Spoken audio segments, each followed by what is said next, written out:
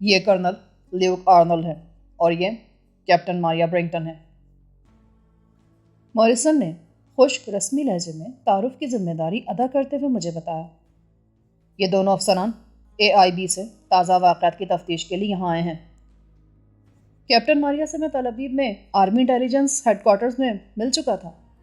مجھے آپ دونوں سے مل کر بڑی مسرت ہوئی۔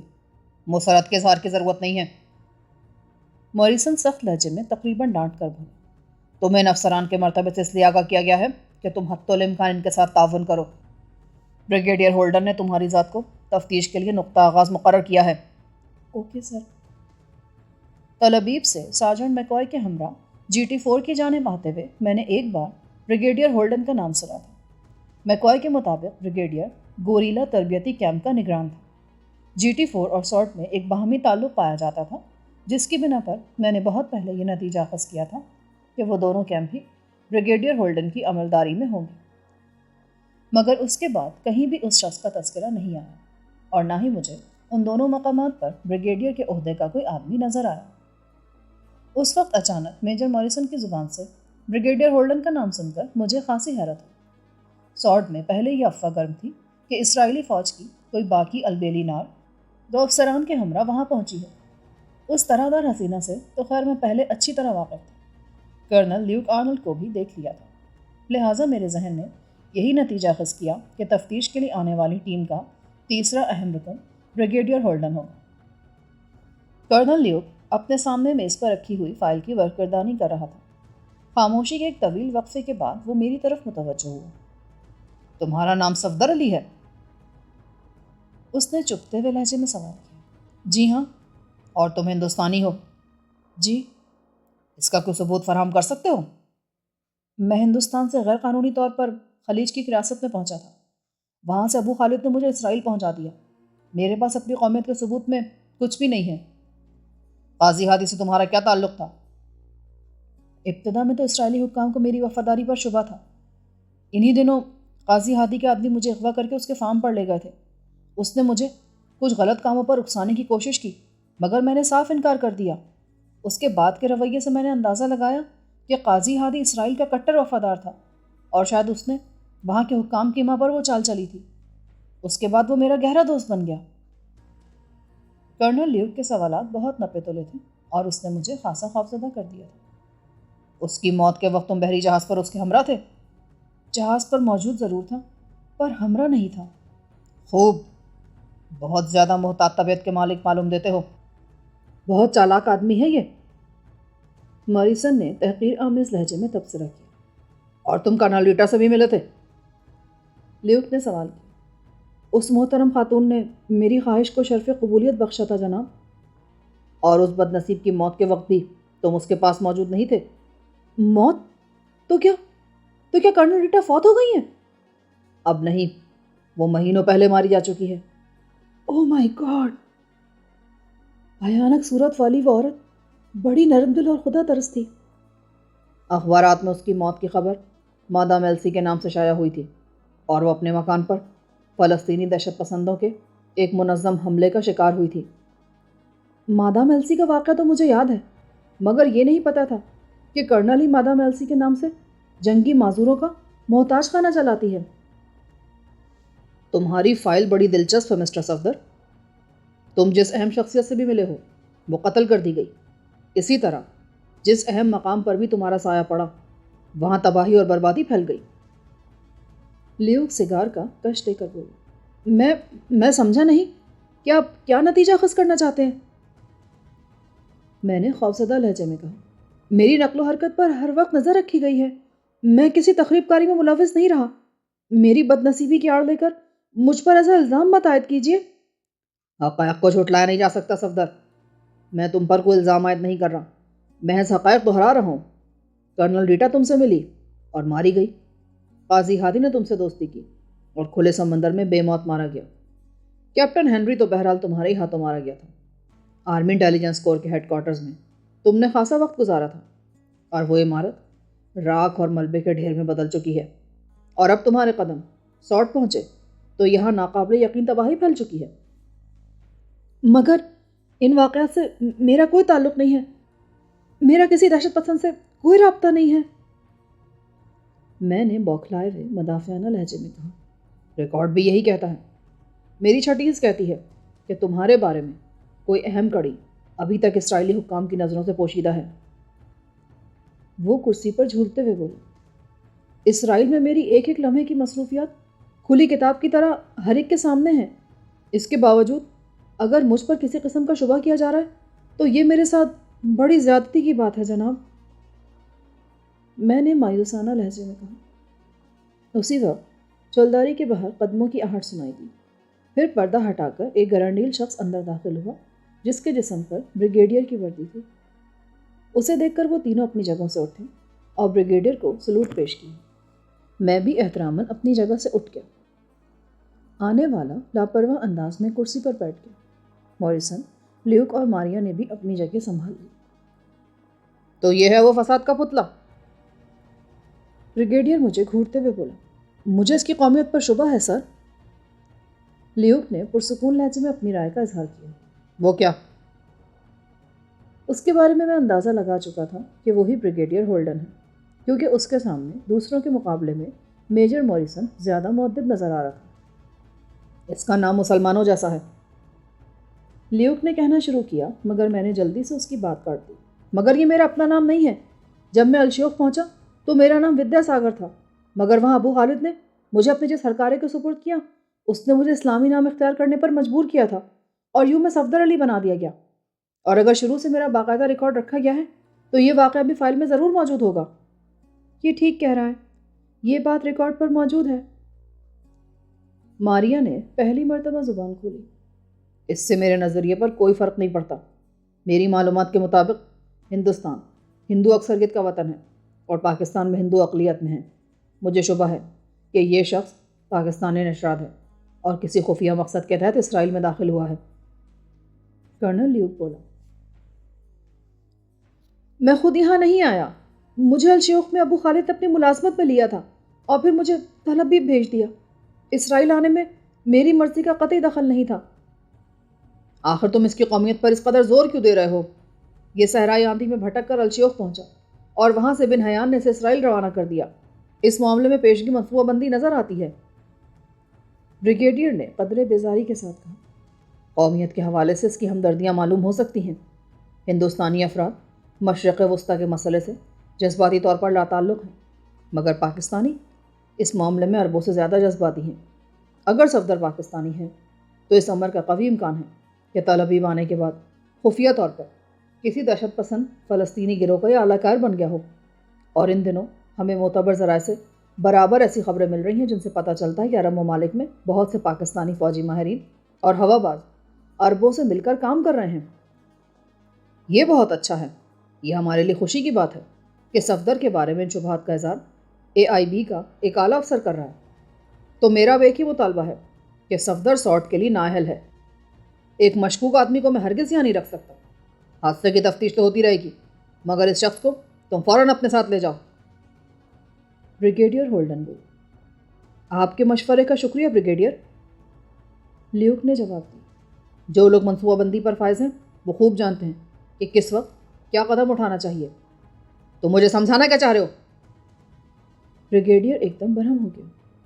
کیپٹن، صفدر کو ساتھ لے کر اس مقام پر ایک نظر ڈالو جہاں آنکھ لگی ہوئی تھی۔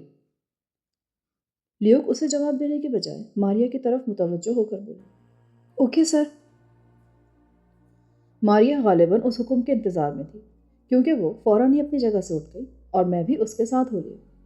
چولداری سے نکلتے ہی ہمارے کانوں میں لیوک اور ہولڈن کی درشت آوازیں آئیں۔ میدان صاف پاتے ہی شاید دونوں نے بیک وقت بولنا شروع کر دیا تھا۔ چولداری سے نکلنے کے فوراً بعد ہی ہمیں ایک اور واقعہ پیش آتا۔ لق و دق صحرا اور کرخت مردانہ چہروں سے اکتائے ہوئے تمام فوجی ٹولیوں کی صورت میں اس خیمے کے گرد جمع تھے جہاں سے ہم دونوں باہر آئے تھے، اور ماریا پر نظر پڑتے ہی کئی سمتوں سے بے ساختہ انداز میں سیٹیاں بجائی گئیں۔ میرا خیال تھا کہ رنگ روٹوں کا یہ اوباشانہ انداز ماریا کو برہم کر دے گا، مگر وہ سیٹیاں سن کر ماریا کے لبوں پر آسودہ سی مسکراہٹ آ گئی، جسے دور سے دیکھا جانا ناممکن تھا۔ وہ سب تمہیں ہوٹ کر رہے ہیں، میں نے دھیمے لہجے میں ماریا کو اکسانے کی کوشش کی۔ تم احمق ہو، مجھے دیکھ کر وہ خوشی سے بے قابو ہو رہے ہیں۔ تمہارے منہ سے تعویل کچھ اچھی نہیں لگی. وہ کیوں؟ تم کو راہ چلتی لڑکی نہیں ہو. ایک خالص فوجی کیمپ میں جب رنگروٹ کسی کیپٹن پر سیٹیاں بجانے لگیں تو اس کا مطلب ڈسپلن کی بربادی ہوتا ہے. اس ویرانے میں وہ بیچارے کسی حسین چہرے کے دیدار کو ترسے ہوئے ہیں. انہیں ایک لڑکی نظر آئی تو وہ خوشی کا اظہار کیوں نہ کریں؟ اس وقت ان کے نزدیک میں محض ایک لڑکی ہوں. میرا عہدہ کوئی حیثیت نہیں رکھتا. بڑا عمدہ فلسفہ ہے. میرا خیال ہے تمہیں 1 آدھ گھنٹہ ہر رنگروٹ کے ساتھ گزار دینا چاہیے. یہ کیمپ ہے مائی ڈیئر. محاذ ہوتا تو میں ان کا مورال بلند کرنے کے لیے یہ بھی کر گزرتی. اس دوران میں چند بے خوف نوجوان فضا میں ہاتھ لہراتے ہوئے ہمارے قریب آ گئے. اب نمٹو ان سے. کیا بات ہے؟ ماریا اچانک چلتے چلتے رک کر ان کی طرف گھوم گئی. ان میں سے جو جہاں تھا وہیں رک گیا اور انہوں نے کم و بیش ایک ہی وقت میں ماریا کو سلیوٹ پیش کیا. ہمارا خیال تھا کہ کیمپ کے معائنے میں ہم تمہاری کچھ مدد کر سکیں. ایک تنومند اور مکار شخص نے جلدی سے کہا. اس خیال آرائی کا شکریہ. یہ تربیتی کیمپ ہے، کوئی چڑیا گھر نہیں جہاں ہر ایک بے لگام ہو. آپ درست فرماتی ہیں. وہ لڑکا خاصا تیز ترار تھا. میجر موریسن کو دیکھ کر تو کبھی کبھی ہمیں شبہ بھی ہونے لگتا ہے کہ ہم چڑیا گھر کے کسی نگران کی تحویل میں ہیں. ہوش میں رہ کر بات کرو. اگر اب اپنے کمانڈر کی شان میں گستاخی کی تو فوراً کوارٹر گارڈ پہنچا دیے جاؤ گے. I am sorry. مجھے احساس نہیں رہا تھا کہ میں ایک افسر سے ہم کلام ہوں. جاؤ اپنی اپنی چلداریوں میں. جو باہر نظر آیا اس کے ساتھ میں سختی سے پیش آؤں گی. ماریا فضا میں ہاتھ لہرا کر دھاڑی.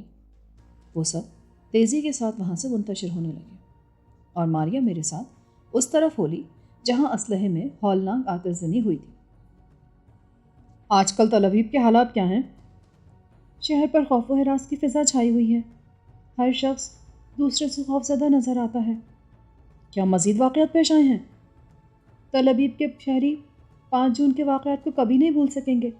جانتے ہو اس روز صرف تل ابیب میں کتنے شہری ہلاک ہوئے تھے؟ جاننے کا موقع ہی نہیں مل سکا. 31 افراد ہلاک اور 22 زخمی ہوئے. یہ تل ابیب کی تاریخ کا منحوس ترین دن تھا. محمود کا کوئی سراغ ملا؟ کچھ پتہ نہیں چلتا. سمندر سے کوئی لاش برآمد نہیں کی جا سکی اور نہ ہی اس کا پتہ چلا ہے. مجھ سے اس کے آدمی کالے عقاب کے حوالے سے ملتے رہتے ہیں اور وہ ضرورت سے زیادہ ایک لفظ بھی نہیں جانتے. تو تم ابھی تک ان کے لیے کام کر رہی ہو؟ جس دن زندگی سے اکتا گئی انکار کی کوشش کر کے بھی دیکھ لوں گی. تم یہاں کیوں آئی ہو؟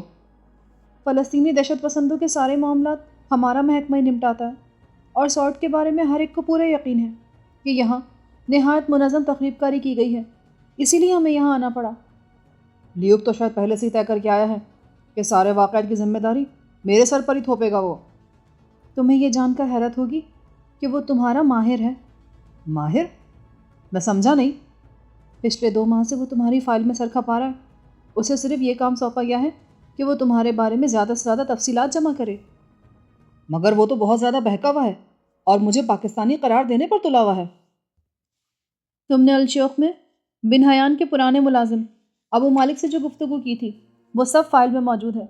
اس کی رو سے تم دہلی کے رہنے والے ہو اور تمہارا اصلی نام ودیا ساگر ہے. ان خطوط پر جب کرنل لیوک نے چھان بین کروائی تو وہاں ایسا کوئی سراغ نہیں ملا جس سے تمہارے بیان کی تائید ہوتی. دہلی میں اتنا مشہور نہیں تھا کہ محض میرے نام کی بنا پر وہاں سے ساری معلومات جمع کی جا سکیں. دہلی میں اس نام کے کل 17 آدمی رہتے ہیں. ایک پچھلے سال کے دوران میں وفات پا چکا ہے اور اسی نام سے شہر میں 2 بچے بھی پل رہے ہیں. اور تمہاری یہ بدنصیبی ہے کہ تمہاری تصویر ان میں سے کسی سے بھی مشابہ نہیں.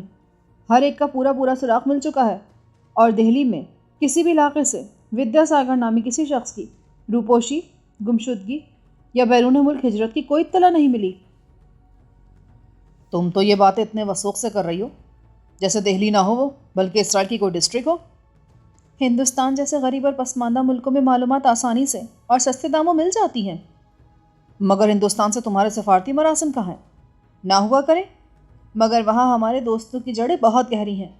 وہ ہمارے لیے پاتال میں سے بھی سوئی ڈھونڈ کر لا سکتے ہیں. تو تم بھی لیوک کی ہم خیال ہو گئی ہو؟ اس کی ہم خیال ہوتی تو یہاں تک نہ آتی. اس بات کا مطلب میں کیا سمجھوں؟ وہ کٹر محب وطن ہے اور دشمن کا کھوج لگانے یہاں آیا ہے، جبکہ میں اسرائیل کے دشمنوں کے اشارے پر کرنل لیوک کے ہمراہ یہاں آئی ہوں. جلی ہوئی اسلحہ گاہ سامنے آ چکی تھی۔ میں رک کر حیرت سے ماریا کا چہرہ تکنے لگا۔ یعنی تمہیں محمود کے جانشین نے یہاں آنے پر مجبور کیا ہے؟ ہاں، وہ ہر حال میں تمہیں تل ابیب میں دیکھنا چاہتے ہیں۔ اس لحاظ سے تمہارا کام تو بریگیڈیئر ہولڈن نے آسان کر دیا ہے۔ ہاں، پر کرنل لیوک ہرگز اس کی بات نہیں مانے گا۔ بریگیڈیئر کے سامنے کرنل کی یہ مجال؟ یہ کرنل لیوک کی شرافت ہے کہ اس نے تلخ گفتگو کے آغاز سے قبل مجھے بہانے سے باہر بھیج دیا، ورنہ وہ میرے سامنے بھی بریگیڈیئر ہولڈن کی بے عزتی کر سکتا تھا۔ تمہاری یہ منطق میری سمجھ سے تو بالاتر تر ہے۔ بریگیڈیئر ہولڈن اس کیمپ کا کمانڈنگ آفیسر ہے اور کرنل لیوک آرمی انٹیلیجنس کا ایک بااختیار آفیسر ہے۔ ہولڈن کا کام صرف اتنا ہے کہ تفتیش کے سلسلے میں مجھے اور لیوک کو تمام ممکنہ سہولتیں فراہم کرے، مگر لیوک کو اتنے اختیارات ہیں کہ وہ چاہے تو سارٹ کے حفاظتی انتظامات سے غفلت برتنے کے جرم میں بریگیڈیئر کا کورٹ مارشل کرا سکتا ہے۔ آخر لیوک کو ہولڈن کی بات ماننے سے گریز کیوں ہوگا؟ اسرائیل میں بن حیان کی ہدایات کو ٹالنے والوں کی تعداد بہت کم ہے۔ اب یہ بن حیان کا ذکر کہاں سے آ گیا درمیان میں؟ ہولڈن کے نزدیک تم ایک عام رنگ روٹ ہو، مگر لیوک تمہاری ذات کے پورے پس منظر سے واقف ہے۔ بن حیان ایک خاص منصوبے کے تحت تمہیں اسرائیل لایا تھا اور تمہاری سپردگی کے کاغذات میں اس منصوبے کی تفصیل درج ہے، اور تم بن حیان کی تحریر ہدایات کے مطابق یہاں موجود ہو۔ تمہارے خلاف ٹھوس ثبوت کے بغیر لیوک کسی قیمت پر تمہاری تربیت کا سلسلہ منقطع نہیں ہونے دے گا۔ اگر میں تمہاری باتوں کو درست مان لوں تو بھلا تم محمود کے آدمیوں کی ہدایت پر عمل کیسے کرو گی؟ اگر تم تل ابیب واپس جانا چاہتے ہو تو میرے ساتھ تعاون کرو۔ وہ کیسے؟ مجھے کوئی ایسی ترکیب بتاؤ کہ میں لیوک کو پورا یقین دلا سکوں کہ تم سرٹ کے سانحے میں ملوث تھے۔ اتنا احمق نہیں ہوں میں کیپٹن ماریا۔ اگر میں ایک مرتبہ گردش میں آ گیا تو کوئی طاقت مجھے اسرائیل سے زندہ نہیں نکال سکے گی۔ یہ ایک جوا ہوگا۔ نفرت ہے مجھے جوئے سے۔ میں اپنا دامن مزید نہیں الجھانا چاہتا۔ میرے یہاں رکے رہنے یا طل ابیب واپس جانے کا انحصار اس بات پر ہے کہ تم محمود کے جانشینوں کی بات کو کس قدر اہمیت دینے کو تیار ہو۔ اوہ مائی گاڈ، یہ تم کیا کہہ رہے ہو؟ تم جانتے ہو کہ میں روئے زمین پر ہر کام کر سکتی ہوں، مگر ان کے احکامات کو نظر انداز نہیں کر سکتی۔ پر اس بار میرے لیے کچھ کرنا مشکل ہوگا۔ یہ تمہارا درد سر ہے۔ یہ بتاؤ کہ تم مجھے اس کھنڈر کے پاس کیوں لے کر آئی ہو؟ ملبے کے معائنے کے لیے۔ شاید یہاں سے مجھے کوئی ایسا کلو مل سکے جو ماریسن کی نظروں میں نہ آ سکا ہو۔ اس کمرے کی سیمنٹ کی چادروں سے بنی ہوئی دیواریں شدید دھماکوں کے باعث ریزہ ریزہ ہو کر دور تک بکھر گئی تھیں۔ جلے ہوئے اسلحے کے ٹکڑے بھی دور دور تک پھیلے ہوئے تھے، مگر اس ابتری کے باوجود وہاں جلے ہوئے 24 گریڈز کے ایسے انبار موجود تھے جن میں وزنی اسلحہ بھرا ہوا تھا۔ آگ سے وہ اسلحہ برباد ضرور ہو گیا تھا، مگر دھماکوں سے بکھرا نہیں تھا۔ ماریا میرا ہاتھ تھام کر مجھے ان اونچے انباروں کے درمیان لیے چلی گئی۔ تم کیا چاہتی ہو؟ اس کی نگاہیں اٹھی اور میرے چہرے پر مرکوز ہو گئی۔ میرے سوال کا جواب ماریا کی چمکدار آنکھوں میں نمایاں تھا۔ تم یہاں تربیت پانے والے نیم گوریلوں کے جنونی مزاج سے واقف نہیں ہو۔ وہ اس وقت بھی اپنی چھولداریوں میں دب کے دوربینوں سے ہمیں تلاش کر رہے ہوں گے۔ تلاش کر رہے ہیں تو کرتے رہیں۔ میں تم سے یہ پوچھنا چاہتی ہوں کہ دھماکوں کی ابتدا اس کمرے میں کہاں سے ہوئی تھی؟ اس کے جھلائے ہوئے رد عمل پر میں بے اختیار مسکرا دیا اور اس کے کندھے پر ہاتھ رکھ کر بولا، دھماکوں کی ابتدا رات کے 2:30 بجے ہوئی تھی مائی لیڈی، اور اس وقت میں گہری نیند سویا ہوا تھا۔ ویسے تمہارے سوال کا جواب تو شاید میجر موریسن کے وہ محافظ بھی نہ دے سکے جو اس رات اس کمرے کی نگرانی پر مامور تھے۔ دور رہ کر بات کرو مجھ سے۔ یونیفارم میں کیپٹن ماریا ہوں۔ تمہیں معلوم ہونا چاہیے کہ اپنے افسروں کے ساتھ ماتحتوں کا رویہ کیا ہونا چاہیے۔ اوکے کیپٹن، تم مجھ سے اور کیا معلوم کرنا چاہتی ہو؟ وہ کون ہے صاف کرو۔ وہ ایک طرف اشارہ کرتے ہوئے بولی۔ اس وقت ماریا سے الجھنا بے سود تھا، لہٰذا میں اس کے بتائے ہوئے کام میں مصروف ہو گیا اور جلے ہوئے تختے اور ہتھیار دور پھینکنے لگا۔ وہ کچھ دیر تک مجھے دیکھتی رہی، پھر گھوم پھر کر جائے واردات کا معائنہ کرنے لگی۔ مجھے ستانے کی دھن میں تم غلط کام کر رہی ہو کیپٹن۔ میں اپنا کام خوب جانتی ہوں۔ کسی طرف سے اس کی آواز سنائی دی۔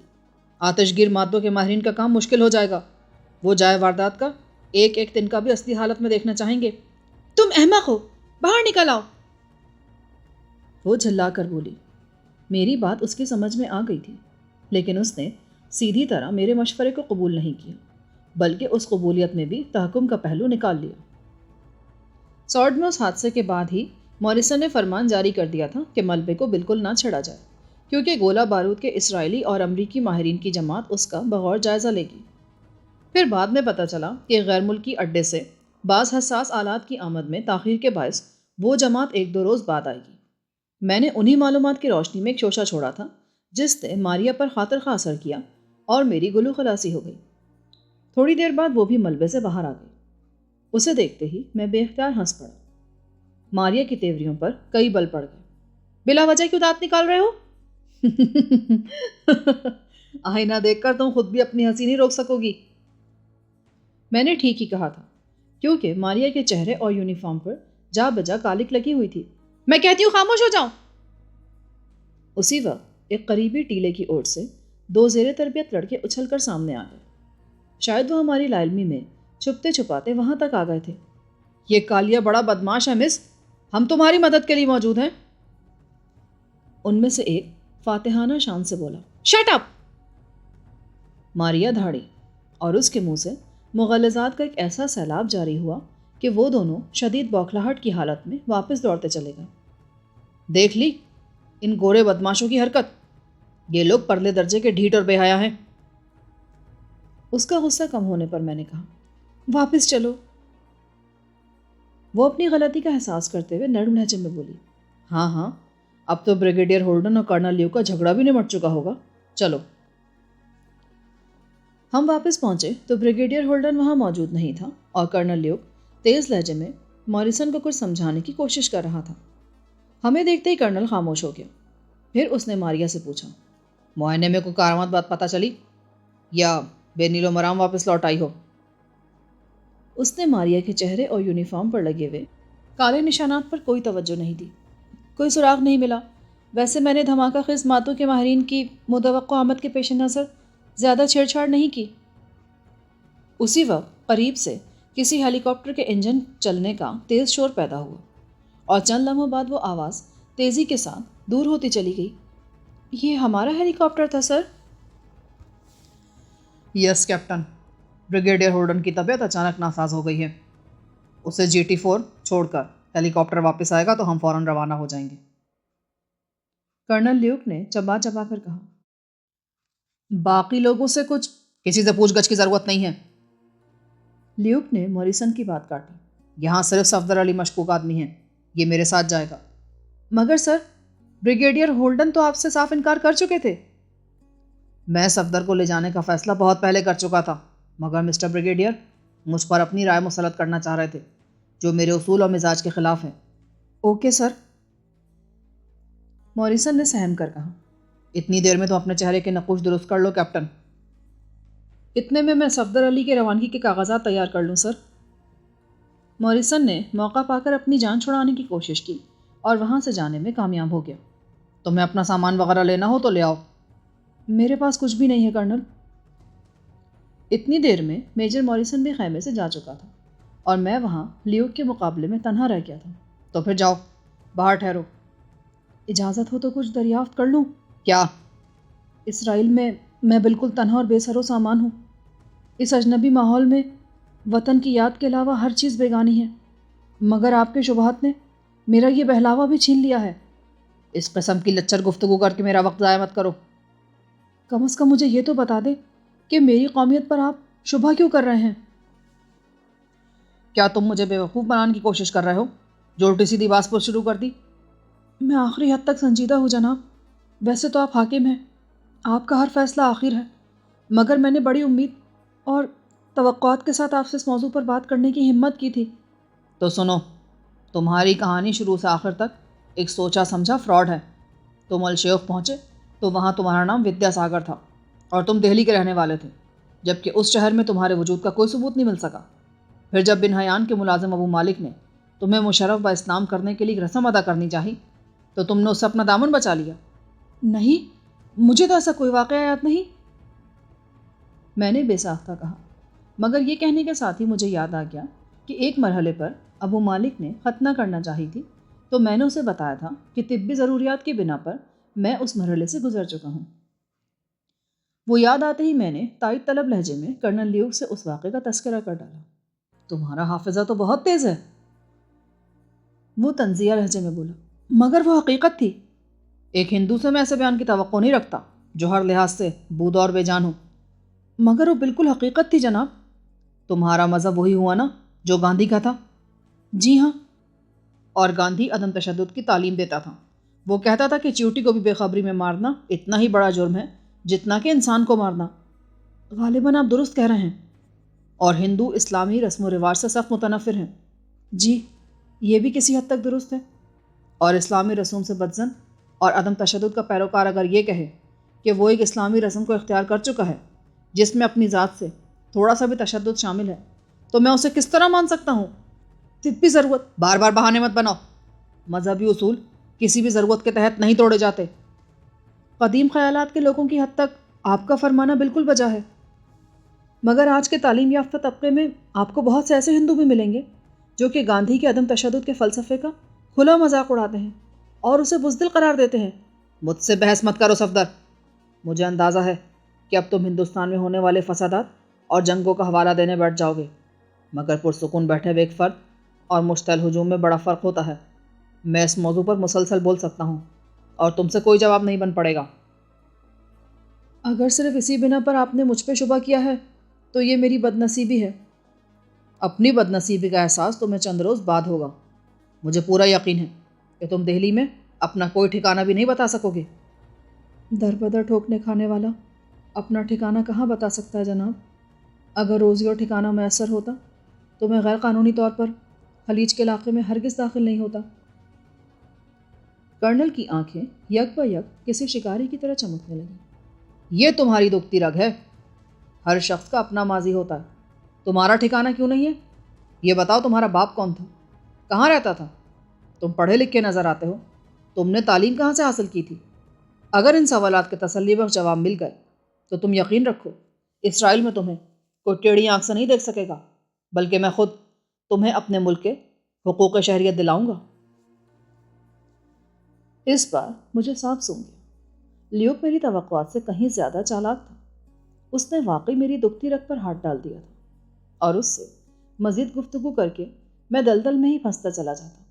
جواب دو میرے سوالات کا، یا پھر شرافت کے ساتھ اپنی اصلیت کا اعتراف کر دو۔ اگر میری فائل مکمل ہے تو ان سوالات کے جواب اسی میں مل جائیں گے۔ مکمل سکوت کا مطلب یہ ہوتا ہے کہ میں نے اس کے لگائے ہوئے الزامات قبول کر لیے ہیں، لہٰذا میں وقت حاصل کرنے کے لیے دیدہ دلیری پر اتر آیا۔ اس میں کاغذ کے بیکار چتھڑے ہیں، اس میں کام کی کوئی بات نہیں ہے۔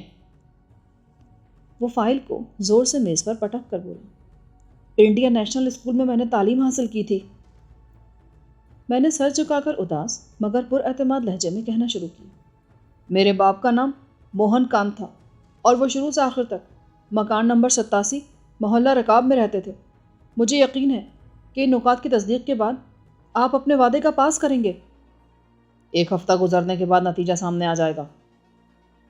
وہ فائل کور پر پینسل سے کچھ نوٹ کرتے ہوئے بولا۔ اسی وقت میجر موریسن کچھ کاغذات لیے وہاں آن پہنچا اور میں نے اطمینان کا سانس لی۔ کرنل سے گفتگو کو آگے بڑھاتے ہوئے مجھ کو خوف آنے لگا تھا اور میں اس وقت کو کوس رہا تھا جب میں نے اس کے خیمے سے باہر جانے کے بجائے وہیں رک کر اس سے بات کرنے کا فیصلہ کیا تھا۔ GT4 سے ہیلی کاپٹر کی واپسی تک انتظار مجھے بہت گرا گزر رہا تھا۔ مجھے ہر لمحہ یہ خوف لگا ہوا تھا کہ ایک بار مجھ پر حاوی ہو جانے کے بعد کرنل لیوک وقت گزاری اور مزید بارسپوس کے لیے مجھے دوبارہ اپنے پاس طلب نہ کر لے۔ ہیلی کاپٹر واپس آیا تو اس کے لینڈ کرنے کے ساتھ ہی فضا میں ریت کا زبردست طوفان بلند ہوا جو کافی دیر تک فضا میں چھایا رہا۔ غبار چھٹنے کے بعد نہ جانے کہاں سے میکوائے میرے پاس آن موجود ہوئے۔ اس کے چہرے پر ہوائیاں اڑ رہی تھیں۔ تم تل ابیب جا رہے ہو؟ اس نے آتے ہی رازدارانہ لہجے میں پوچھا۔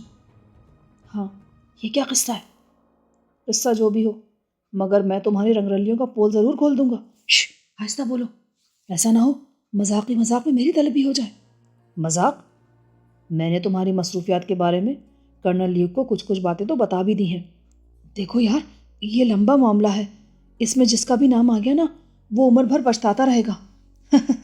میں نے تمہارا بگاڑا ہی کیا ہے؟ میری زبان ضرور خراب ہے پر میں دل سے تمہاری عزت کرتا ہوں صفدر۔ خدا کے لیے اپنے ساتھ ساتھ میرا بھی کھانا خراب نہ کرا دینا۔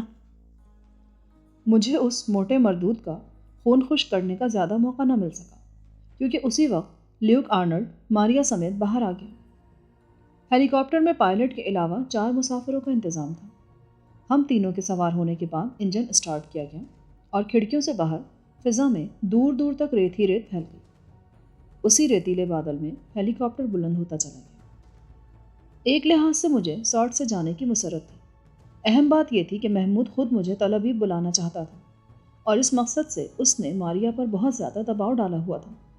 مگر غنیمت یہ ہوا کہ ماریا کی کوشش کے بغیر ہی لیوک مجھے ساتھ لے جانے پر تیار ہو گیا تھا، ورنہ اس جیسے سخت گیر افسر کے سامنے شاید ماریا زبان بھی نہ کھول پاتی۔